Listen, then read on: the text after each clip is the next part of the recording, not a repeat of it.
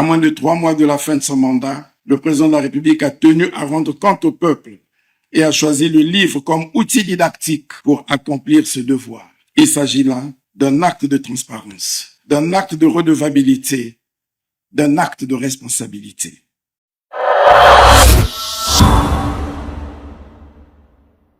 Avant de poursuivre avec la vidéo du jour, abonnez-vous à Action Denis Sassou Nguesso pour suivre de près les grandes réalisations qui façonnent l'avenir de notre cher Congo.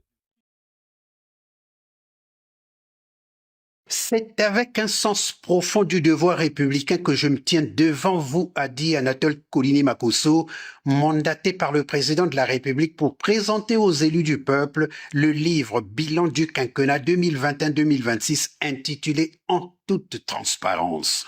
Cet ouvrage de 252 pages documenté et illustré, réalisé par Focus Media, n'est pas une simple compilation, a rappelé le chef du gouvernement.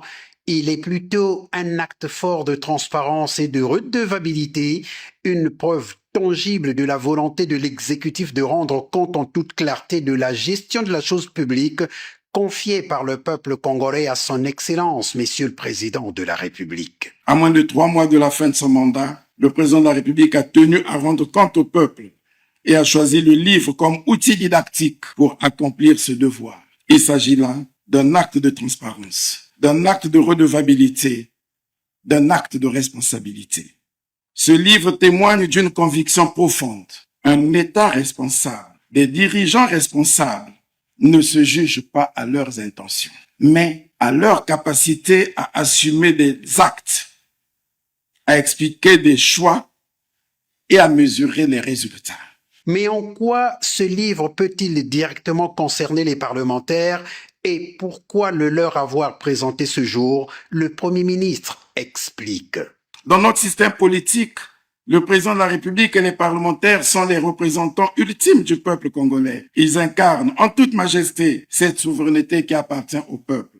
Incarnant la nation et le souverain primaire, le président de la République est tenu de rendre compte au peuple congolais de l'action qui a été la sienne durant le mandat écoulé. En considération de cela, c'est donc naturellement à vous, représentants du peuple, que ce livre s'adresse pour rendre compte au peuple. Ce livre est conçu pour vous. Il est un outil au service de votre mission constitutionnelle de contrôle de l'action gouvernementale et d'évaluation des politiques publiques. Pour Anatole Kouliné-Makosso, vous y trouverez 4 choses importantes dans ce livre, à savoir des indicateurs macroéconomiques clairs, des avancées sectorielles structurantes, des progrès sociaux tangibles et des engagements internationaux assumés. Je vous invite donc, honorables députés, vénérables sénateurs, à vous approprier ce document, à en faire un instrument de travail, un support pour vos commissions, vos rapports, vos orientations et vos propositions.